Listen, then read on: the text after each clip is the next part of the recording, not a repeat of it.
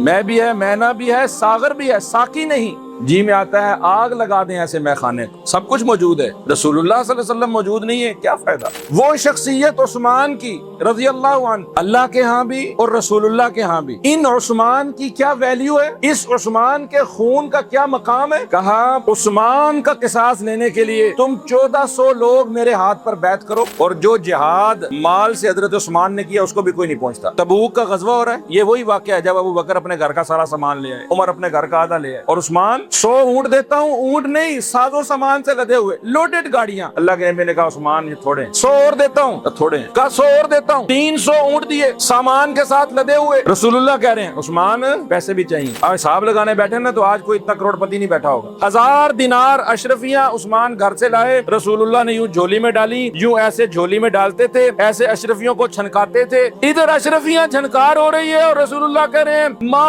اضر عثمان ما عمل بعدی، ایسی کلین چٹ، ایسا بلینک چیک، ایسی گارنٹی۔ عثمان ایک واحد بندے تھے جن کو رسول اللہ صلی اللہ علیہ وسلم نے ایک کلین چٹ دی، عثمان جا آج کے بعد تو جو مرضی کر، اللہ نے تجھے آج کے بعد معاف کر دیا، کسی چیز کا تجھے کوئی نقصان نہیں پہنچتا۔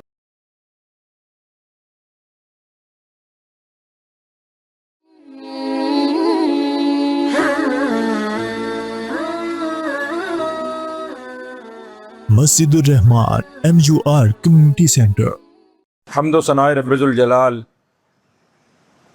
اور درود و سلام بر محمد الرسول اللہ صلی اللہ علیہ وسلم کے بعد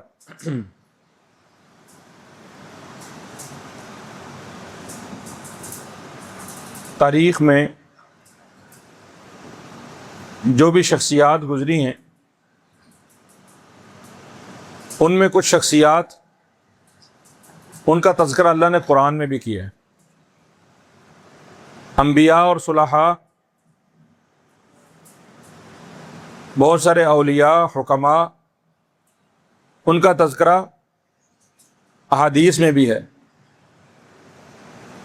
اور ہر قوم، ہر ملت، اس کے کچھ ابطال ہوتے ہیں، ہیروز ہوتے ہیں، شخصیات ہوتی ہیں،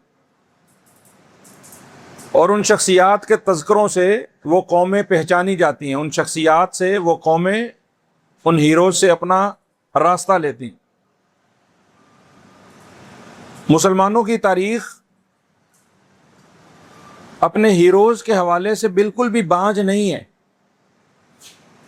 جہاں ہمارے سامنے قرآن میں اللہ رب العالمین کی طرف سے بیان کردہ انبیاء کی سیرتیں ہیں، انبیاء کی شخصیات ہیں، بطور مثال اور نمونہ، بطور رہبر اور رہنما، وہیں اللہ تعالیٰ نے قرآن مجید میں اور بھی لقمان حکیم کا تذکرہ کیا، خضر علیہ السلام کا تذکرہ کیا، یہ انبیاء کے علاوہ شخصیات ہیں۔ اور رسول اللہ صلی اللہ علیہ وسلم نے گزشتہ قوموں میں سے بہت سارے نیک صالح اللہ کے ولی لوگوں کا تذکرہ کیا کہ لوگ ان سے رہنمائی پکڑیں، اور پھر رسول اللہ صلی اللہ علیہ وسلم کے سارے ساتھی اور صحابہ وہ ہمارے لیے مشعل راہ ہیں۔ ان صحابہ میں سے بھی کچھ شخصیتیں ایسی ہیں جو باقی تمام لوگوں سے بالکل ایک الگ تھلگ، ایک امتیازی اور نمایاں حیثیت رکھتی ہیں، بلکہ میرے مطالعے اور علم کی حد تک جس شخصیت کا تذکرہ میں آج کرنا چاہتا ہوں، تاریخ اور دن کی مناسبت سے آج 19 ذی الحج ہے اور 18 ذی الحج ان کی مظلومانہ شہادت کا دن ہے۔ تاریخ میں اگرچہ اختلاف ہے، یعنی ذی الحج کے کچھ دن آگے پیچھے، لیکن انہی ایام میں ان کی شہادت ہوئی۔ یہ تاریخ کے وہ واحد فرد ہیں میرے مطالعے کی حد تک کہ جو کسی بھی نبی کے دوہرے داماد بنے ہوں۔ کوئی شخصیت ایسی نہیں ہے جس کے گھر ایک نبی کی 2 بیٹیاں ہوں۔ میری مراد ذوالنورین ہے۔ ذوالنورین ان کا لقب تھا، 2 نوروں والے۔ عثمان ابن عفان ان کا نام ہے، سیدنا و مولانا امیر المؤمنین جامع القرآن دوہرے داماد رسول ذو النورین رضی اللہ تعالیٰ عنہ. ذو النورین صرف وہ نبی صلی اللہ علیہ وسلم کے دوہرے داماد ہونے کی وجہ سے ہی نہیں ہے، یہ وہ شخصیت ہیں جن میں دو نور بہت ساری حیثیتوں سے جمع ہیں. دو ہجرتیں کی، حبشہ کی ہجرت بھی کی، مدینہ کی ہجرت بھی کی، دوہرے مہاجر بھی ہیں. دو نور سخاوت اور شجاعت کے، سخاوت اور شہادت کے، وہ دو نور بھی عثمان غنی کی شخصیت کا ہی خاصہ ہے. اور عثمان غنی کی سیرت کا مطالعہ کرتے ہوئے میرے ذہن میں عثمان غنی کے ذو النورین ہونے کی حیثیت ایک اور طریقے سے بھی سامنے آئی کہ عثمان وہ واحد شخصیت ہیں کہ جن کو دو موقعوں پر، ایک موقع پر اللہ نے، دوسرے موقع پر رسول اللہ صلی اللہ علیہ وسلم نے ان کی غیر موجودگی میں ان کی موجودگی کنفرم کیے. موجود نہیں تھے کہا لیکن عثمان ہے. پیروں فقیروں کو ماننے والے، بڑے بزرگوں اپنے اماموں اولیاء کا رتبہ بڑھا کر ان کو حاضر ناظر ماننے والے، ان کو سوچنا چاہیے وہ شخصیت عثمان کی رضی اللہ عنہ جن کو اللہ کہہ رہا ہے اذ یبایعونک تحت الشجرہ. واقعہ آپ کو معلوم ہے نا، ساروں کو نہ بہت ساروں کو پتا ہوگا. ایک وہ واقعہ جب بیعت ہو رہی ہے عثمان رضی اللہ عنہ کا قصاص لینے کے لیے، اللہ کے ہاں بھی اور رسول اللہ کے ہاں بھی ان عثمان کی کیا ویلیو ہے، اس عثمان کے خون کا کیا مقام ہے. 1400 لوگوں سے موت کی بیعت لے لی، کہا ایک عثمان کے خون پر 1400 لوگوں کا، ابو بکر و عمر ہیں، علی حسن و حسین ہیں، بچے بزرگ جوان ہیں، طلحہ زبیر اس میں موجود ہیں. کہا عثمان کا قصاص لینے کے لیے تم 1400 لوگ میرے ہاتھ پر بیعت کرو. اللہ نے کہا ید اللہ فوق ایدیہم، نیچے ہاتھ رسول اللہ کا تھا، اوپر ہاتھ اللہ کا تھا، درمیان میں ہاتھ تم لوگوں کا تھا. اور پھر رسول اللہ نے کیا کہا، اپنا دوسرا ہاتھ اٹھایا، بایاں ہاتھ دائیں ہاتھ میں دیا اور کہا یہ عثمان کا ہاتھ ہے، میں اپنے ہاتھ میں دیتا ہوں اور میں عثمان کی طرف سے بھی یہ بیعت کرتا ہوں کہ جب تک ہم عثمان کے خون کا بدلہ نہ لیں گے ٹلیں گے نہیں. عثمان وہاں نہیں تھے، عثمان کا ہاتھ اپنا ہاتھ قرار دیا. عقیدہ بھی ساتھ ساتھ سمجھتے جائیں. یہ نہ مت سمجھے کوئی کہ رسول اللہ کا ہاتھ اور اللہ کا ہاتھ ایک ہو گیا تھا. یہ ایسے ہی ہے جیسے من یطیع الرسول فقد اطاع اللہ، جو رسول اللہ کی اطاعت کری اس نے اللہ کی اطاعت کی. ایسے جس نے رسول اللہ کے ہاتھ پر بیعت کی سمجھو اللہ کے ہاتھ پر بیعت کی. یہ ہاتھ ایک نہیں ہو گئے تھے، خالق اور مخلوق ایک نہیں ہوتے، اللہ اور رسول دو جدا جدا چیزیں ہیں، لیکن سمجھانے کے لیے بات ہے. اور دوسرا موقع جب بدر میں رسول اللہ صلی اللہ علیہ وسلم کی لخت جگر بیمار تھی، عثمان کو کہا عثمان تو یہیں رک، تو اپنی بیوی کی، میری بیٹی کی، میری لخت جگر اس کا خیال رکھ، اس کی تیمارداری کر. بیوی کا خیال رکھنا یہ بھی بڑی فضیلت کی بات. کوئی مرد اپنی اہلیہ کا، اپنی زوجہ کا بیماری کی حالت میں، پریشانی کی حالت میں خیال رکھے. جہاد سے رخصت دی رسول اللہ نے عثمان کو، کہا تو اپنی بیوی کا خیال کر، میری بیٹی کا خیال کر، میری نور نظر لخت جگر. بدر کے میدان میں تو ایسے ہی ہے جیسے باقی کے لوگ ہیں، تو ہوگا مدینہ میں شمار بدریوں میں ہوگا. یہ عثمان رضی اللہ عنہ کا مقام ہے. بیعت رضوان، شجرۃ الرضوان، اللہ رب العالمین کا بھی کیا کمال اسلوب ہے نا. یعنی اس ساری کی ساری بیعت کو ہی بیعت رضوان قرار دیا کہ اللہ ان سب لوگوں سے راضی ہوا. لقد رضی اللہ عن المؤمنین اذ یبایعونک تحت الشجرہ، اللہ نے اپنی رضامندی کا سرٹیفکیٹ دیا ان تمام لوگوں کو جو عثمان کے ساتھ وفا کر رہے تھے کہ یہ سارے مومن ہیں۔ آج لوگوں کو اعتراضات ہیں صحابہ کے ایمان پر، صحابہ کے جنتی ہونے پر، صحابہ کے ہادی اور مہدی ہدایت یافتہ ہونے پر۔ کوئی کہتا ہے جی وہ سیاست کے لیے، کرسی کے لیے لڑ پڑے تھے، بک گئے تھے، نعوذ باللہ انہوں نے اپنا ایمان دھوکے کے لیے مومن تھے، بعد میں بدل گئے تھے۔ کوئی آپ کو بہکا نہ دے، رسول اللہ صلی اللہ علیہ وسلم کے تمام صحابہ قرآن کی شخصیات ہیں، صحابہ قرآنی شخصیات ہیں۔ اللہ قرآن میں ان کو کہتا ہے یبشرہم ربہم، اللہ ان کو قرآن میں بشارتیں دیتا ہے، اولئک ھم الفائزون، کامیابیوں کی، جنتوں کی اللہ بشارتیں۔ کسی بندے کے پیچھے لگ کے، کسی مورخ کے، کسی کتاب کے پیچھے لگ کے صحابہ کے اوپر یہ اعتراض نہ کوئی بندہ اٹھا لے کہ صحابہ نے تو یوں کیا تو صحابہ نے تو وہ کیا۔ اللہ رب العالمین نے اس بیعت کو ہی بیعت رضوان قرار دے دیا، کہا عثمان کے ساتھ جس نے وفا کی ہے ان ساروں سے ہی اللہ راضی ہے، وہ سارے کے سارے ہی مومن تھے۔ وہ قصہ سارا آپ کو معلوم ہے کہ اللہ کے رسول صلی اللہ علیہ وسلم کو کسی سورہ فتح کی یہ آیت ہے، کسی سورہ فتح میں اس کا تذکرہ بھی ہے۔ رسول اللہ صلی اللہ علیہ وسلم کو خواب آیا عمرے کا، رسول کا خواب حکم ہوتا ہے، وحی ہوتا ہے، آپ نے احرام باندھا، صحابہ کو ساتھ لیا، مکے کے مشرکوں نے پابندی لگا دی، نہیں کرنے دیتے، تو اللہ کے رسول صلی اللہ علیہ وسلم نے حضرت عثمان کو اپنا ایلچی بنا کر بھیجا۔ سبحان اللہ، حضرت عثمان، عربی کے اندر اپنا ہی مزہ، میں ترجمہ نہیں کروں گا، حضرت انس رضی اللہ تعالی عنہ کے الفاظ ہیں، سادہ الفاظ ہیں، سادہ آپ کو سمجھ آ جائے گی، لیکن جو مزہ عربی کا ہے نا وہ اردو ترجمے میں نہیں آئے گا، آپ نے عربی میں اس بات کو سمجھنا ہے۔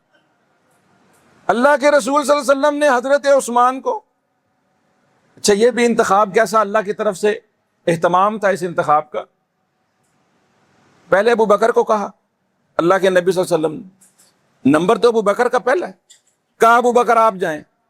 ابو بکر نے کہا اللہ کے نبی میں تھوڑا نرم مزاج آدمی، میرے پہ کوئی دھونس دھانس جما کر، کوئی روب شاپ میرے پہ ڈال کر میرے سے ان لوگوں سے بات نہیں ہوگی۔ عمر کو کہا، عمر نے کہا اللہ کے نبی میرا جو کنبہ قبیلہ ہے وہ تھوڑا ہے، آپ کو پتا ہے ہمارا خاندان مکے میں تھوڑا چھوٹا ہے، اور اوپر سے میں جلال والا بندہ ہوں، کوئی بندہ میرے سے پھڑک گیا تو کام بجائے صلح ہوتے ہوتے کام خراب نہ ہو جائے، میں نہیں جاتا۔ ابو بکر اور عمر نے معذرت کی جانے سے انتخاب ہوا حضرت عثمان کا، کہا عثمان تیرا خاندان ہے، تو جا کے ان سے بات کر۔ عثمان جا رہے ہیں، اور انس کیا کہہ رہے ہیں، کانا عثمان رسول اللہ، جو میں نے کہا میں ترجمہ نہیں کروں گا، آپ کو سمجھ آئی؟ عثمان رسول اللہ کے رسول بن کر مکہ گئے۔ لوگوں نے سوچا سارے احرام پہن کر بیٹھے، کس کا دل نہیں کرتا مکہ کے اتنا قریب ہو، اللہ ساروں کو لے جائے۔ آپ میں سے جو بھی کوئی گیا ہوگا، اگرچہ اب بھی بڑا آسان ہو گیا ہے، ایئرپورٹ ہیں، یہ ہوائی جہاز ہیں، زیادہ سے زیادہ 15-20 گھنٹے لگتے ہیں، بندہ پہنچ جاتا ہے، لیکن سفر کی تھکاوٹ کے باوجود آپ یہاں سے جہاز پر بیٹھتے ہیں، جدہ اترتے ہیں، گاڑی میں بیٹھتے ہیں، مکہ جاتے ہیں، تھکاوٹ ہوتی ہے۔ مجھے تو نہیں لگتا کہ کوئی بھی مومن، کوئی بھی مسلمان وہ مکہ جائے اور وہ جا کر مکہ کے طواف سے، مکہ کی زیارت سے پہلے ہو کے پہلے کمرہ ویکھ لئیے، پہلے روٹی کھا لئیے، پہلے آرام کر لیں، نہیں، وہ کہتے ہیں ساری تھکاوٹیں ایک طرف، پہلے اللہ کا گھر دیکھ لیا ہے تو پہلے اللہ کے گھر کا طواف زیارت ہوگی، پھر سارے کام ہوں گے۔ تو سیدنا عثمان، سارے صحابہ بیٹھے تھے، 6 مگوئیاں کی صحابہ نے کہا جا ہی رہا ہے عثمان، بڑا خوش قسمت ہے، چلو ہم تو یہاں بیٹھے ہیں، پتہ نہیں عمرہ ہوگا ہمارا کہ نہیں ہوگا، عثمان تو جا رہا ہے، چلو عثمان کیا خوش قسمت ہے، عمرہ ہی کر رہے گا۔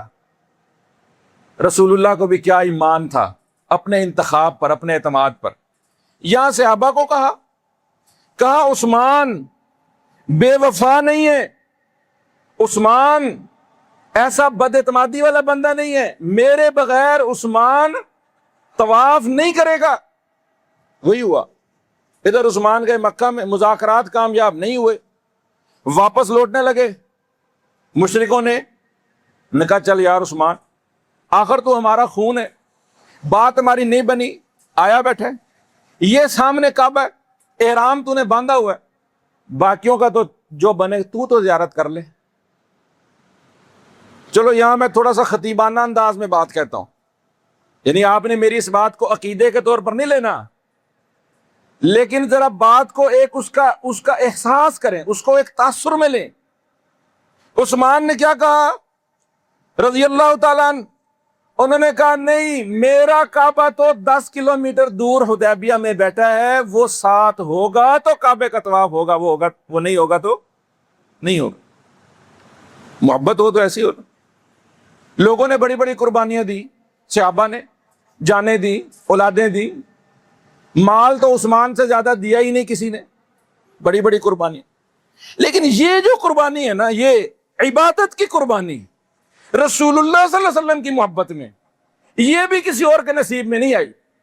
کعبہ سامنے موجود ہے، دل کرتا ہوگا زیارت کرنے کو، میں بھی ہے، مینا بھی ہے، ساقی بھی ہے، جی میں آتا ہے، میں بھی ہے، مینا بھی ہے، ساغر بھی ہے، ساقی نہیں. جی میں آتا ہے آگ لگا دیں ایسے مے خانے کو، سب کچھ موجود ہے، رسول اللہ صلی اللہ علیہ وسلم موجود نہیں ہے، کیا فائدہ؟ جن کو ہم نے کعبہ مانا ہے وہ ساتھ ہوں گے تو کعبے کا طواف ہوگا. تو سیدنا عثمان کے فضائل میں بڑی باتیں، وقت بڑا تھوڑا ہے، اس تھوڑے سے وقت میں ہم سیدنا عثمان کی ساری سیرت کا احاطہ نہیں کر سکتے. جہاں سے میں نے بات کا آغاز کیا کہ سیدنا عثمان کی فضیلت میں یہی بہت بڑی بات ہے کہ آپ تاریخ کے وہ واحد فرد ہیں کہ جن کے عقد میں، جن کے نکاح میں ایک نبی کی 2 بیویاں آئیں، اور وہ نبی بھی خاتم النبیین سید الانبیاء محمد رسول اللہ. یار لوگوں نے بڑی باتیں اڑائی ہیں، بڑی باتیں بنائی.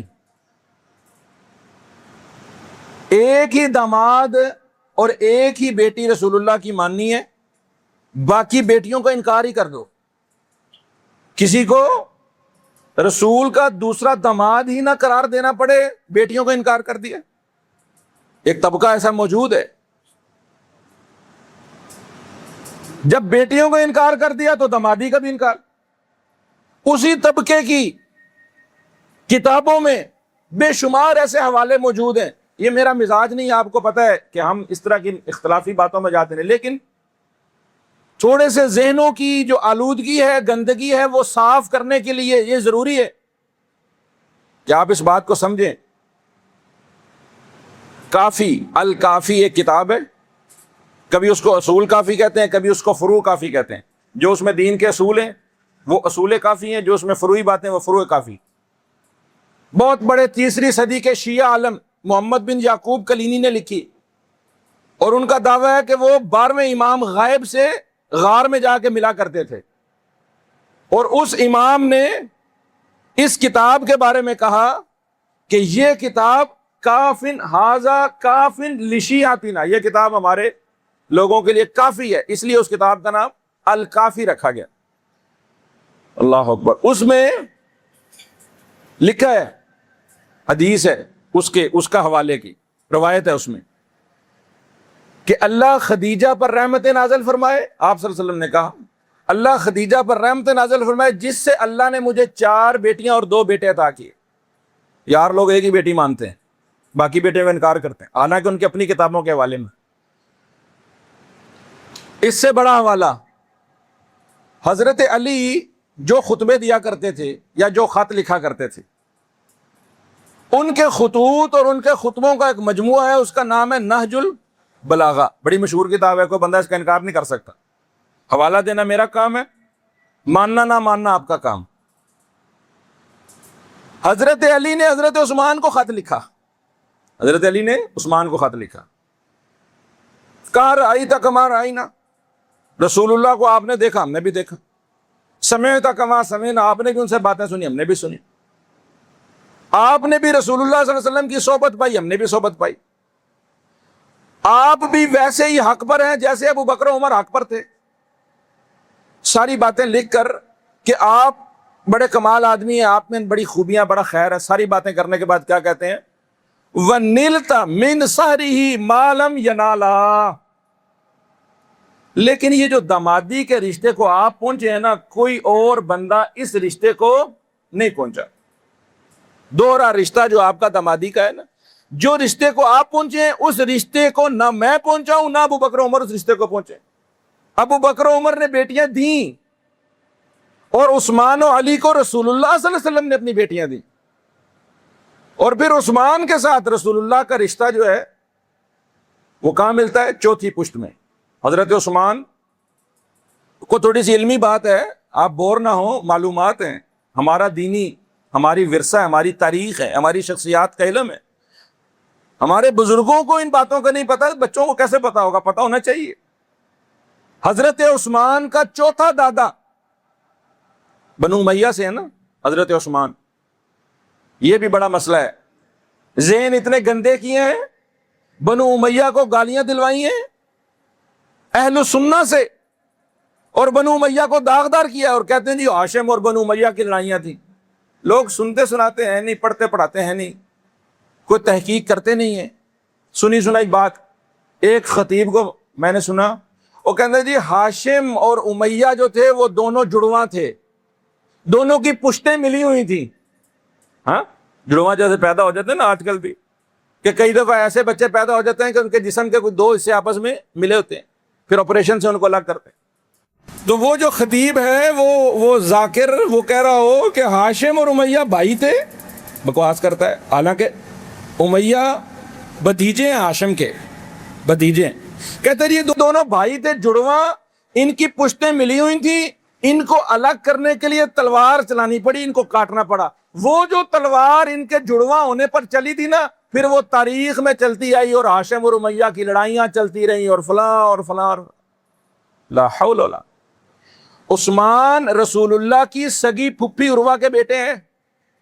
عثمان کا رشتہ بنو امیہ سے ہے، رسول اللہ بنو ہاشم سے ہیں۔ ایک تو یہ بات یاد رکھیے، عثمان رسول اللہ کی سگی پھپھی کے بیٹے ہیں، عروہ کے، آپ کی پھپھی کا نام تھا عروہ، ان کے بیٹے ہیں۔ گویا ہاشم نے اپنی بیٹی امیہ کے گھر بیائی ہوئی ہے۔ رشتے بہت سارے، میں گنواؤں تو پورا جمعہ ختم ہو جائے گا۔ اور سب سے قریبی رشتہ عثمان کا، یہ جو میں نے کہا نا کہ حضرت علی نے خط لکھا، اور اس خط میں کہا کہ جو رشتہ داری کی، جو قرابت داری کا آپ کا لیول تھا نا رسول اللہ سے، وہ ہم سب میں کسی کا نہیں ہے۔ سحری رشتہ داری کا بھی، سحری مطلب سسرالی، اور نسبی رشتہ داری کا بھی۔ ابو بکر تو 7ویں پشت میں، ابو بکر کا 7واں دادا بنو تمیم سے تھے، عمر بنو عدی سے تھے، عمر رضی اللہ تعالیٰ عنہ کا 8واں دادا، وہ ایک ہیں رسول اللہ کی پشت میں۔ لیکن عثمان چوتھے پشت میں، رسول اللہ کے آپ کا دادا ایک ہے۔ تو نسبی رشتہ بھی آپ کا سب سے قریبی ہے، سحری رشتہ بھی آپ کا سب سے قریبی ہے۔ تو نہ تو یہ بنو امیہ اور بنو ہاشم، رسول اللہ نے تو اپنی 3 بیٹیاں اموی خاندان میں دی ہیں، بنو امیہ کو دی، 2 حضرت عثمان بھی بنو امیہ میں سے تھے، اور ابو العاص وہ بھی۔ اچھا، جاتے جاتے میں آپ کو بات ایک اور حوالے کے طور پہ دے دوں، کبھی آپ کے ذہن میں کوئی بندہ کو اس طرح کی بات ڈالے تو آپ کو جواب دینے کے لیے آپ کے پاس دلیل ہونی چاہیے۔ 2 بڑی کتابوں سے میں نے بات کی ہے، نہج البلاغہ سے اور رسول کافی سے، ایک اور کتاب بھی ہے چھوٹی سی، کتابیں پڑھا کریں، اپنے گھروں میں کتابیں پڑھنے کا رواج ڈالیں اپنے بچوں کو۔ یہ موبائلوں نے کتابوں سے میں بہت دور کر دی، بڑے فائدے تھے۔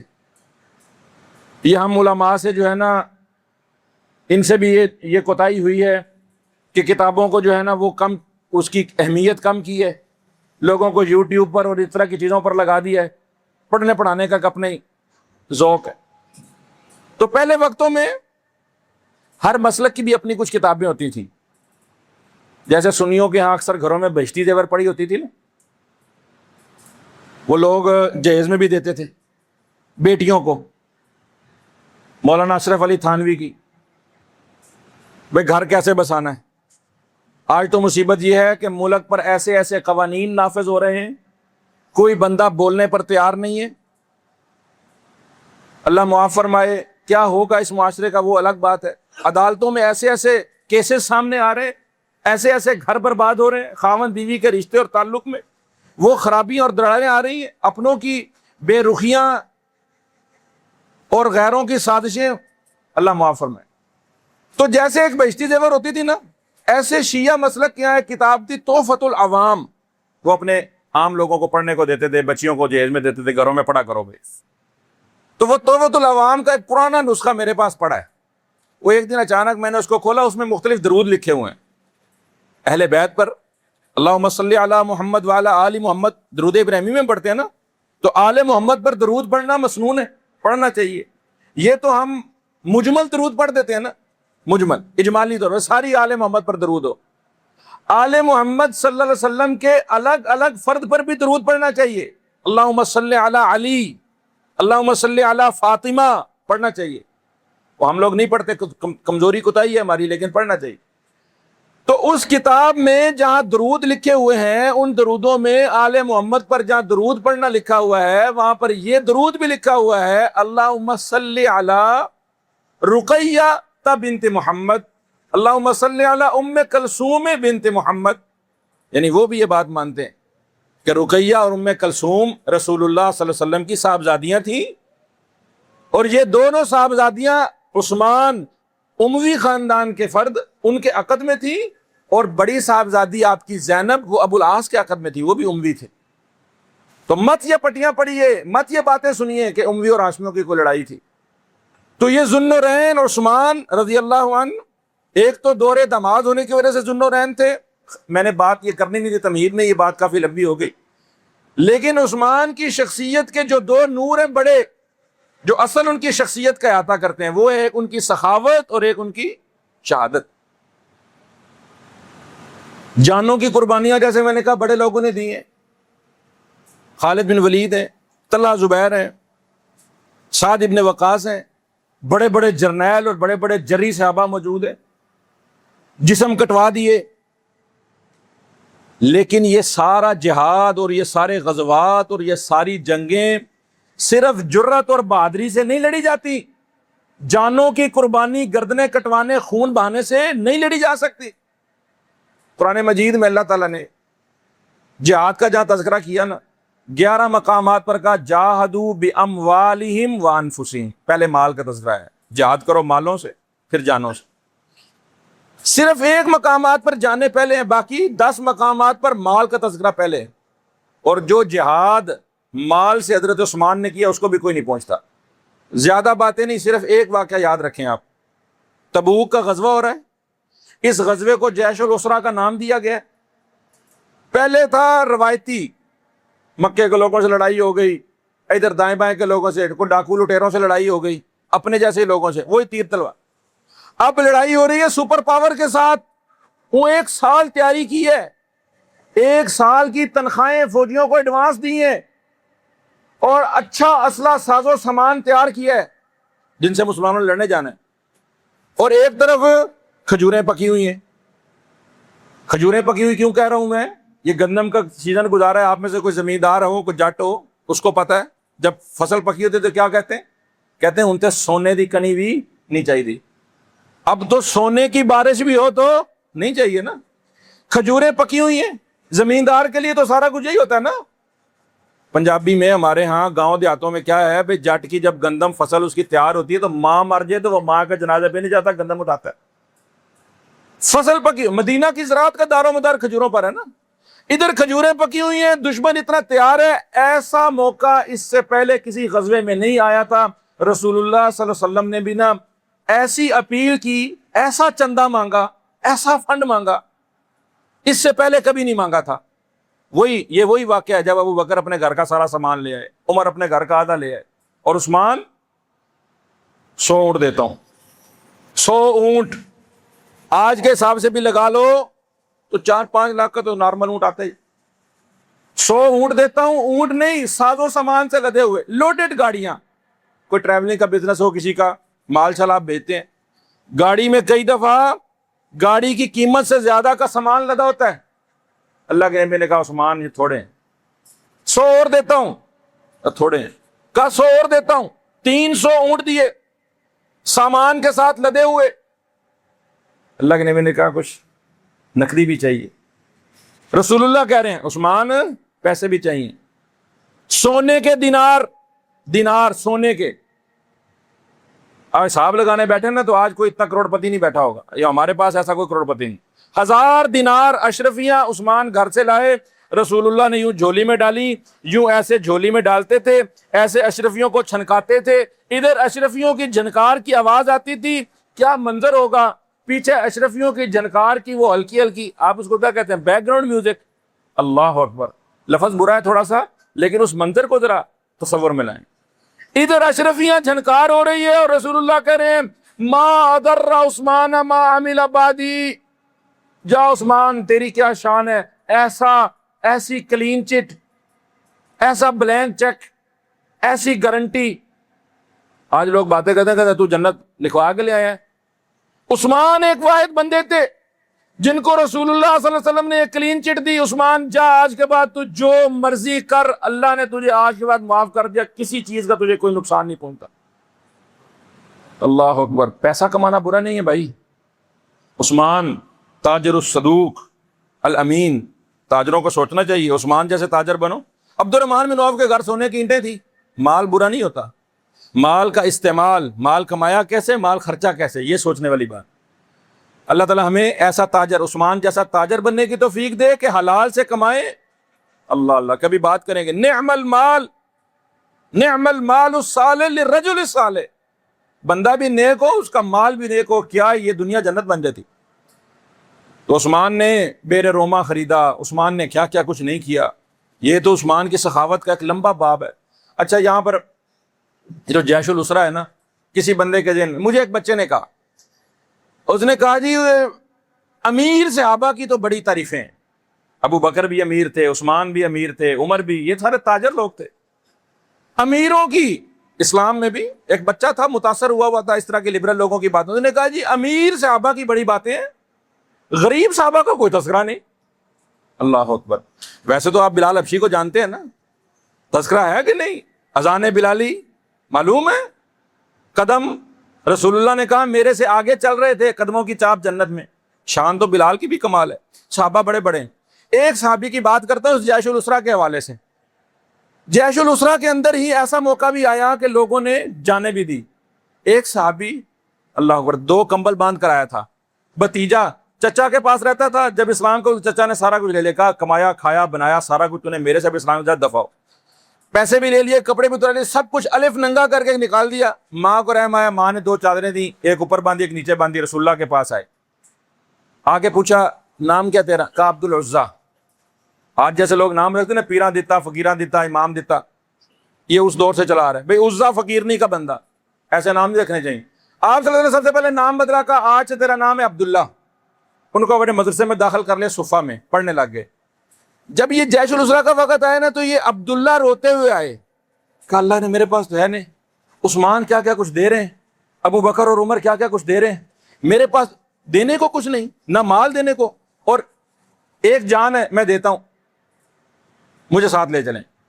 اللہ کے رسول صلی اللہ علیہ وسلم نے کھجور کی ایک چھال توڑی, کھجور کا جو چھلکا ہوتا ہے وہ توڑا, اور ان کے یہاں باندھا بازو پر, اور کہا میں تیرا خون کافروں پر حرام قرار دیتا ہوں. رونے لگ گئے. کہا میں شہادت کی دعا کروانے آیا ہوں اور آپ مجھے زندگی کی دعا دے رہے ہیں. یہ بھی یہاں نقطے کی بات ہے سمجھنے کی. کہا جب تیری نیت خالص ہے نا, شہادت کی تیری نیت خالص ہے, اب تو تبھی موت بھی مرے گا تو شہیدوں میں لکھا جائے گا. ضروری نہیں ہے جانے دینا. یہاں لوگ کہتے ہیں ابھی گردن کٹا دیں گے, خون بہا دیں گے, حاضر حاضر لہو ہمارا. یہ لہو بہانا ضروری نہیں ہوتا, نیتیں ٹھیک ہونی چاہیے. عبداللہ نے کہا میں تو شہادت کی دعا لے کر آیا تھا کروانے, آپ نے مجھے زندگی کی دعا دے دی, اور مجھے دعا دے دی ہے کہ اللہ کافروں پر اس کا خون حرام ہے, مجھے کو قتل نہ کر سکے. رستے میں گئے, بھوک کی وجہ سے تبھی موت فوت ہو گئے. جذبہ سچا تھا, شہید ہو گئے. مقام ان کا بھی سنیے, یہ صرف اس لیے بیان کر رہا ہوں کہ کسی کے ذہن میں یہ بات ہے کہ یار عثمان کا تو مقام اس لیے پیسے والے تھے. نہیں, یہ بیچارے فقیر مسکین صحابی رسول اللہ کے طالب علم صفہ کے. آپ صلی اللہ علیہ وسلم نے کہا اچھا, جب یہ صفہ میں تھے نا قرآن پڑھتے تھے اونچا, آواز اونچی تھی, تبھی حضرت عمر کو غصہ آیا ایک دفعہ, اور کہا اتنے لوگ نماز پڑھتے نا تو قرآن شروع کر دینا پڑھنا. جیسے آج کل بھی کچھ بابوں کو ہوتی ہے نا تکلیف, اور مولوی صاحب ہولی پڑھو ساڈی نماز خراب ہوتی, ایڈیاں تو نمازاں. قرآن پڑھنے دو اس کو، تم اپنی نماز پڑھو، اپنی توجہ صحیح کرو، اپنا خشوع و خضوع صحیح کرو. تو خیر رہتے تمہارے کو غصہ ہے. اللہ کے نبی نے کہا عمر یہ اللہ کے راستے میں پہلے ہی بڑا ستایا گیا ہے، اس کو کچھ نہ کہے، اللہ اس سے راضی، میں اس سے راضی. اور پھر جب یہ فوت ہو گئے تو رسول اللہ صلی اللہ علیہ وسلم نے ان کے اپنا چادر دی، سبحان اللہ.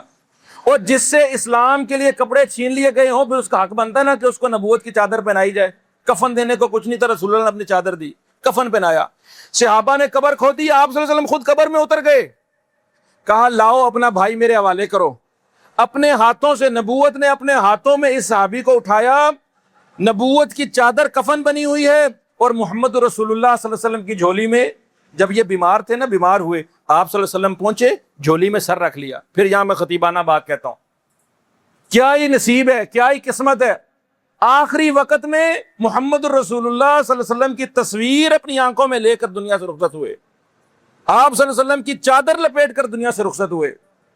تو جب بندے کا جذبہ صادق ہو، نیتیں کھری ہوں، تو پھر ان کے عملوں کی کیفیت نہیں دیکھی جاتی. ایک صحابی وہ بھی تھا، اتنے بڑے ڈھیر پر سونا چاندی لدا ہوا ہے، جس میں ابو بکر کا سارا گھر، عمر کا آدھا گھر، عثمان کے 300 اونٹ، اور یہ 1000 دینار پڑے ہیں. اور ایک صحابی وہ بھی تھا جس نے جا کے رات یہودی کے کنویں پر مزدوری کی، صبح اس نے اس کو ایک مٹھی، ایک سا کھجوروں کی دی، آ کے رسول اللہ کو دی، کہا اللہ کے نبی میرے پاس اور کچھ نہیں ہے، وَلَا يَأْتَلِ أُولُو الْفَضْلِ مِنْكُمْ وَالسَّعَةِ أَن يُؤْتُوا أُولِي الْقُرْبَى وَالْمَسَاكِينَ وَالْمُهَاجِرِينَ. اللہ نے قرآن کی آیتیں نازل کر، اللہ نے کہا ایسے بھی ہیں جو لوگ تیرے پاس آتے ہیں، مسکین ہے، دینے کو کچھ نہیں ہوتا، شرمندگی سے ان کے آنسو نکل جاتے ہیں، ان کو تسلی دے. کیا تسلی دے؟ کہ یہ جو تیرا ایک سا کھجوروں کا ہے نا، ایک مٹھی کھجوروں کی ہے، یہ اس پورے پہاڑ لگے ہوئے سونے چاندی کے ذخیرے سے بڑھ کر اللہ کے اس کا مقام ہے. اقول قولی ھذا واستغفر.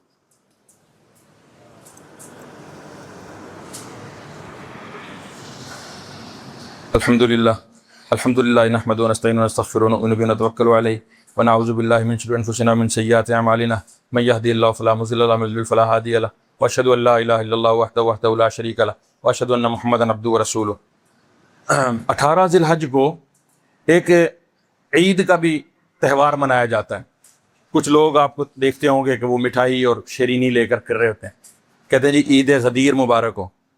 رسول اللہ صلی اللہ علیہ وسلم حج سے واپس آ رہے تھے، جوفا کے مقام پر ایک چوراہا بنتا ہے جہاں سے ساری طرف راستے نکلتے ہیں، وہاں پر آپ صلی اللہ علیہ وسلم نے ایک خطبہ دیا. اس خطبے میں آپ نے یہ ضرور کہا، ہم مانتے ہیں من کنت مولا فھذا علی مولا، حضرت علی کی فضیلت ہو. اس کا پس منظر ہے، یہ آپ صلی اللہ علیہ وسلم نے کیوں کہا. کچھ طبقوں نے اس واقعے کو بنیاد بنا کر اس دن کو عید کا درجہ دیا. صحابہ نے، تابعین نے، کبھی کسی نے، رسول اللہ صلی اللہ علیہ وسلم کے دور میں حضرت علی نے خود اس دن کو کبھی عید نہیں کہا. لیکن اس میں ایک چال ہے.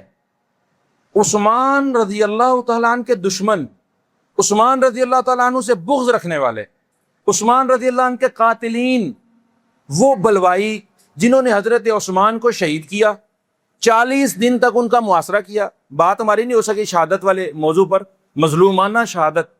لوگ حضرت حسین کی شہادت کی بات کرتے ہیں کربلا میں تو 3 دن پانی بند رہا نا.